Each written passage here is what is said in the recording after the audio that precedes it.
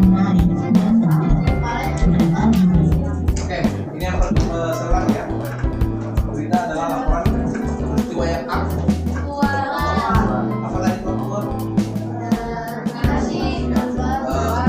Peristiwa yang masih hangat dibicarakan, masih baru.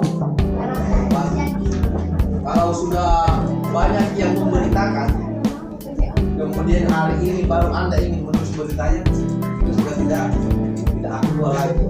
Artinya orang sudah bosan dan sudah tahu tentang peristiwa itu karena sudah banyak yang memberitakan. Harusnya Anda menulis berita tentang peristiwa itu pada saat belum banyak media yang menulis berita tentang itu. Artinya belum viral, ya, belum terlalu viral. Kalian yang memviralkan. Tapi kalau sudah viral baru Anda mau menulis, orang sudah, ya, artinya sudah tidak aktual lagi. Yang kedua, menarik. Ya, itu tadi tidak semua berita atau tidak semua peristiwa itu bisa diangkat menjadi sebuah berita. Ya, selangi, tidak semua peristiwa bisa diangkat menjadi sebuah berita. Kita atau seorang jurnalis harus mampu memilih peristiwa-peristiwa yang benar dan kira-kira apa? Kira-kira banyak orang yang tertarik untuk membaca atau melihat berita tersebut. Kenapa? Karena peristiwanya benar. Berikut adalah yang penting. Artinya orang membutuhkan informasi tentang peristiwa tersebut.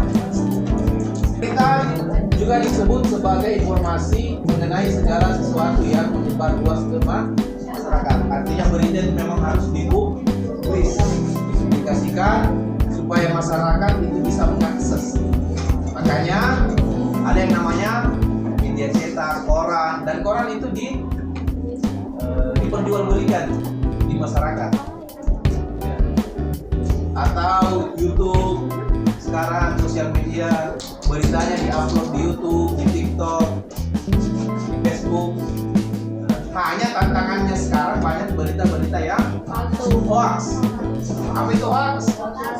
Berita yang palsu, berita yang tidak nyata, tidak benar, berita yang tujuan penulisannya atau ditulis oleh orang-orang yang tidak bertanggung jawab hanya sekedar untuk menyesatkan atau mendapatkan keuntungan dari berita hoax itu. Sengaja dibuat supaya banyak yang baca, banyak yang tonton, padahal isinya bohong, yang menyesatkan, hanya sekedar mengambil keuntungan pribadi balik penulisan atau pembuatan berita-berita hoax. Virus. Pejabat kesehatan Cina mulai menyelidiki pecahnya wabah. Sejumlah pasien pertama punya akses ke pasar ikan bulanan yang juga menjual binatang liar. Tanggal 1 Januari, pasar ditutup. Memori tahun 2020, pejabat kesehatan Cina menemukan penyebabnya sebuah virus corona jenis baru. Seorang pasien berusia 61 tahun jadi korban meninggal pertama. Sebenarnya terinfeksi meningkat drastis. Tak lama kemudian, Thailand mengkonfirmasi pasien corona pertama di luar Cina. Dengan berita yang semakin diakses. Ketika Anda menulis berita, itu sebisa mungkin jangan memasukkan opini. Opini itu adalah pendapat pribadi dari seorang jurnalis atau seorang pembuat berita. Informasi yang ada dalam berita itu sifatnya bukan opini, tapi sifatnya fakta. Fakta itu adalah berdasarkan peristiwa yang sebenarnya. Data-data yang dimasukkan ke dalam berita itu data-data yang valid dan bisa dipertanggungjawabkan. Di mana mendapatkannya? Tadi melalui wawancara atau terjun langsung berde. Gitu ya.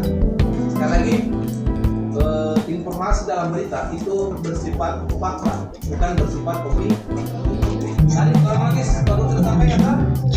Apa itu kronologis? Menyampaikan informasi dalam berita secara berurutan, berdasarkan urutan peristiwanya atau berdasarkan urutan waktu, ya secara sistematis urutan. adalah informasi dalam berita itu harus lengkap. Lengkap artinya memuat semua jawaban dari pertanyaan 5W tambah 1 atau adik? Ini ada. Informatif yang tadi yang mudah di unik. Itu yang tadi yang peristiwa yang menarik. Fakta berarti faktual. Jelas sama tadi. Kronologis berdasarkan urutan peristiwa ada tadi kan? hal unik atau pokok-pokok dari berita. Ini kalau unsur-unsur baca berarti ya Untuk adik mengetahui unsur berita, kita bisa menggunakan kata bahasa Inggris melalui tambah satu hal, yaitu what, where, when, who, why, dan how. Dalam bahasa Indonesia biasa disingkat AXIMA, yaitu mencakup kata tanya apa, di mana, kapan, siapa,